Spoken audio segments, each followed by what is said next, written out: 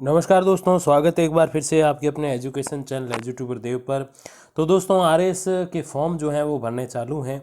अब उन फॉर्म को भर के अभ्यर्थी ये ज़रूर सोचते हैं कि ये जो आरएएस अधिकारी होते हैं ये क्या सारे ही आगे जाके एक बड़े पद पे एक अधिकारी होते हैं या फिर इनमें से भी कुछ बड़े या छोटे पद होते हैं। तो दोस्तों आज उन सब चीज़ों के बारे में बात करेंगे। वैसे मैं आपको एक बात और बता दूं यहाँ पे कि वैसे तो सारे ही जितने अभी तकरीबन 980 या 90 आई थिंक 988 पद है, अगर मैं गलत नहीं हूँ, ऑलमोस्ट 1000 पद आप समझो। तो इन 1000 पदों पे जो अभ्यर्थी सिलेक्ट होंगे वो सारे ही अफसर कहे जाएंगे। बट उसमें से जो टॉप रैंकर होंगे उसमें से जैसे अलग अलग पद होते हैं अलग अलग सर्विसेज के लिए, और लोगों ने जो प्राथमिकता क्रम भरा होता है उस बेस पे उन पदों पे उन अभ्यर्थियों को चुना जाता है। तो वैसे जो कट ऑफ में आते हैं वो सारे अफसर बनेंगे बट अलग अलग विभागों के बनेंगे। अब उनका क्या पेमेंट सेम होता है क्या? तो पेमेंट में तो डिफरेंस डेफिनेटली रहता है। अगर आप ऑफिशियल नोटिफिकेशन देखोगे तो उसमें भी आपको मिलेगा कि जो आपका पे ग्रेड है उसमें अंतर है। ये कोई बहुत ज़्यादा तो नहीं है बट ये समय के साथ फिर थोड़ा सा ज़्यादा भी हो जाता है, शुरुआत में इतना नहीं होता। तो ये चीज़ महत्वपूर्ण है। अब उसमें जो टॉप रैंकर होते हैं, चलो जितनी वैकेंसीज होती है उनके अगेंस्ट जितने लोगों ने फॉर्म अप्लाई किए होते हैं और प्राथमिकता क्रम जो है वो भरा होता है, उस बेस पे जो है आरएएस अधिकारी, आरपीएस अधिकारी और आरटीएस अधिकारी बनते हैं। अब आरएएस की फुल फॉर्म जो है वो आरएएस यानी कि राजस्थान एडमिनिस्ट्रेटिव सर्विस, राजस्थान प्रशासनिक सेवा है। फिर आरपीएस यानी कि Rajasthan police service, Rajasthan police सेवा। फिर आरटीएस यानी कि राजस्थान तहसीलदार सर्विस, तो आरटीएस। तो ये चीज़ें बड़ी महत्वपूर्ण। अब कई बच्चे ये भी पूछते हैं कि सर आरजेएस के फॉर्म भरे जा रहे हैं, तो वो जो है एक तरीके से न्यायालयी प्रक्रिया है और उसमें आपने अगर कर रखी है एलएलबी, लॉ में आपकी बैचलर की डिग्री है, तो आप उसमें फॉर्म भर सकते हो और आगे जाके एक न्यायाधीश आप बन सकते हो। तो वो है आरजेएस एग्जाम, ये है दोस्तों आरएएस एग्जाम। उसके भी फॉर्म दोस्तों चालू है। राज्य की प्रशासनिक सेवा में जाने वाले अभ्यर्थियों का तहसीलदार सेवा के प्रति भी खासा लगाव है। राजस्थान लोक सेवा आयोग की पिछली आरएएस और अधीनस्थ सेवा भर्तियों में ये ट्रेंड देखने को मिला है। करीब 60% से ज़्यादा अभ्यर्थी आरएएस और आरपीएस के बाद तीसरा जो क्रम भरते हैं वो तहसील सेवा को देते हैं। तहसील सेवा में पदोन्नत होकर जल्दी आरएएस बनना इसकी वजह है। कार्मिक विभाग से राजस्थान लोक सेवा आयोग को आरएएस और अधीनस्थ सेवा की अभ्यर्थना मिलती है। मैंने आपको बताया उसमें एक छोटा सा विवाद भी है।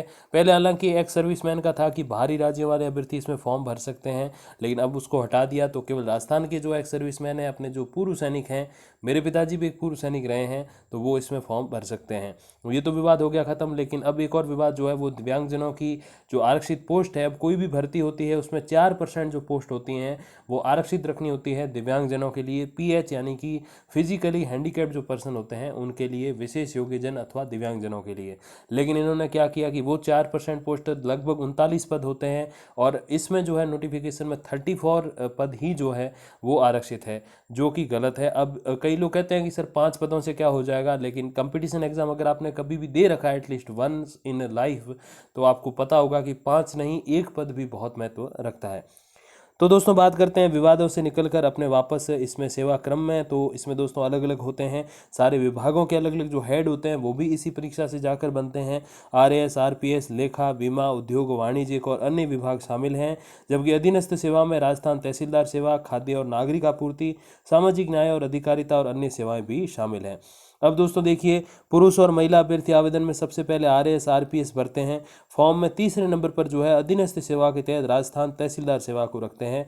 इसके बाद परिवहन का है, जो आगे जाके आपके रोडवेज के जो हेड होते हैं, वाणिज्यिक का है, लेखा सेवा का है, सहकारिता और अन्य सेवा को भी प्राथमिकता दी जाती है। दोस्तों 60% से ज़्यादा आवेदक जो होते हैं वो राजस्थान तहसीलदार सेवा को प्राथमिकता देते हैं।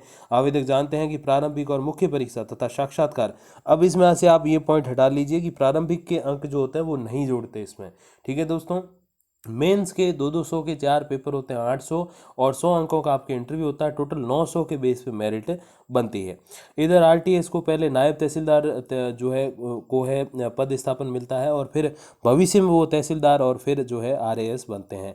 तो पहले उप तहसीलदार या नायब तहसीलदार आप कह दीजिए, उस बेस पे लगते हैं। जैसे आईएएस एग्जाम जो पास करते हैं वो पहले क्या बनते हैं, टॉप रैंकर के हिसाब से मैं बात कर रहा हूँ, एसडीएम बनते हैं, फिर एडीएम बनते हैं। एसडीएम मतलब सब डिविजनल मजिस्ट्रेट, एडीएम मतलब एडिशनल मजिस्ट्रेट, मजिस्ट्रेट, और फिर डीएम बनते हैं जो डिस्ट्रिक्ट मजिस्ट्रेट होते हैं। फिर संभागीय आयुक्त की पोस्ट भी है, मुख्यमंत्री के सचिव, प्रधानमंत्री के सचिव, खूब सारे अपग्रेडेशन उसमें होते हैं दोस्तों।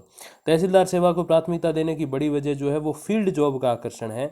आयोग सदस्य डॉक्टर शिव सिंह राठौड़ की माने तो प्रत्येक अभ्यर्थी, हालांकि सेवाक्रम व्यक्तिगत रुचि अनुसार तय करता है, लेकिन अगर 60% जो है वो इसको तीसरे नंबर पे रखते हैं आरएएस और आरपीएस के बाद में, तो आप इसको बिल्कुल सीरियसली ले सकते हैं कि सच में इस सेवा में बहुत कुछ है। और फील्ड जॉब में जाने के इच्छुक अभ्यर्थी आरएएस और आरपीएस के बाद तहसीलदार जो है तीसरे नंबर पर भरते हैं। अब देखिए दोस्तों, टोटल फॉर्म्स की अगर बात करें तो 2013 में जो है परीक्षा में 1,71,000 अभ्यर्थी बैठे, जिसमें से 50,000 से ज़्यादा ने जो है तहसीलदार सेवा को भरा उसमें टॉप 3 में। अब 2016 की बात करें तो तकरीबन 3,03,000 बैठे। अब इसमें से 1.5 लाख यानी कि 50% अभ्यर्थियों ने आरटीएस को जो है प्राथमिकता दी टॉप 3 में। अब बात करें 2018 अपने लेटेस्ट जो काफ़ी विवादित भी रही, उसमें 3,76,762 अभ्यर्थी बैठे, उसमें से 1,90,000 ने जो है तहसीलदार सेवा में आवेदन किया। तो आप समझ सकते हो, इसको बहुत सीरियसली आप ले सकते हो कि 50 से 60% अभ्यर्थी इसको प्राथमिकता देते हैं। तो डेफिनेटली तहसीलदार सेवा में काफ़ी कुछ है। हालांकि इसके बहुत सारे दूसरे पहलू भी है, लेकिन अब ये एक ऑथेंटिक अपडेट है तो इसमें उन दूसरे पहलुओं पर हम बात नहीं करेंगे। आप समझ पा रहे होंगे कि लोग इसको प्राथमिकता क्यों देते हैं। अगर कोई अभ्यर्थी मेहनत करके यहाँ तक जाता है तो बहुत अच्छी बात, बट ऐसे मैटर भी आते हैं जहाँ 20 लाख रुपए, कभी 40 लाख रुपए दे दे के लोग इस पद तक पहुँचते हैं, जो कि मैं समझता हूँ लोकतंत्र के लिए सबसे बड़ी जो एक तरीके से फेलियर जो है ना, वो ये भ्रष्टाचार है। और इस भ्रष्टाचार से पहुंचा हुआ बंदा वहां पर आप कभी भी आप उसको काम करते नहीं देखोगे, कभी भी आप उसको बिना रिश्वत के एक आम आदमी का काम करते नहीं देखोगे, याद रखिएगा। तो ऐसी भी चीज़ें हैं, बट उसमें ज़्यादा गहराई में नहीं जाएंगे क्योंकि एक ऑथेंटिक अपडेट लेकर आया हूँ। तो ऐसी अनऑथेंटिक जो चीज़ें हैं जो शायद सही नहीं है यहाँ पर वो सारी चीज़ें कहना, लेकिन जो भ्रष्टाचार की चीज़ें सामने आती हैं वही मैं आपको बता रहा हूँ। तो दोस्तों 2012 से 2021 तक तहसीलदार सेवा के पदों की बात करें तो 2012 में 85 पद थे, 13 में 40 पद थे।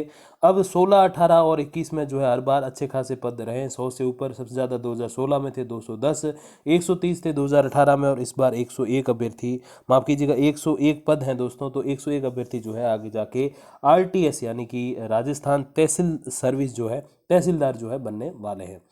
अब दोस्तों अगर आप इसकी तैयारी कर रहे हैं तो डेफिनेटली आपके लिए भी एक आरएएस और आरपीएस के अलावा जो है तीसरे नंबर पर मैं समझता हूँ तहसीलदार सेवा आपके प्राथमिकता में होगी।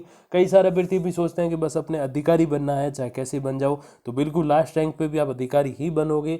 लेकिन अगर आप टॉप रैंक में रहते हो, जैसे ये पद चाहिए यहाँ पे 100 लोग ऐसे जो आरटीएस बनेंगे, तो अगर आप इन 101 में आ जाते हो तो डेफिनेटली आपका एक अलग रुतबा हो जाएगा। गाड़ी मिलती है, रहने के लिए बंगला मिलता है, रसोईया मिलता है, बहुत सारी और सारी फैसिलिटी जो है आपके वहाँ पे एक गार्ड होता है, ऐसी बहुत सारी फैसिलिटी मिलती है। अब ये भी कई सारे प्रश्न होते हैं कि सर आप कैसे जानते हो सारी चीज़ें। तो मैं तो एक सामान्य शिक्षक हूँ, मैं कोई वो अधिकारी वगैरह नहीं हूँ, एक ओनली टीचर हूँ। चाहे आप लेक्चरर कह दो, टीचर कह दो, असिस्टेंट प्रोफेसर कह दो, ये सारी चीज़ें मैं एक टीचर के अंतर्गत मानता हूँ। तो मैं तो बस वही हूँ। मेरे पिताजी एक सर्विसमैन रहे हैं, वो फिर जो है उन्होंने दूसरी जॉब जो ली थी उसमें वो तहसीलदार साहब के गाड़ी पे ड्राइवर भी रहे हैं। तो मैंने काफ़ी करीब से देखी हैं ये सारी चीज़ें कि जो तहसीलदार होते हैं उनको क्या फैसिलिटीज़ मिलती हैं और एक अधिकारी का रुतबा क्या होता है। तो दोस्तों ये एक छोटी सी अपडेट आप सब के लिए। बाकी दोस्तों जो भी ऑथेंटिक जानकारी आएगी तो मैं आप तक लेकर हाजिर हो जाऊंगा वीडियोज़ और कम्युनिटी पोस्ट के माध्यम से। तब तक के लिए दोस्तों धन्यवाद, नमस्कार।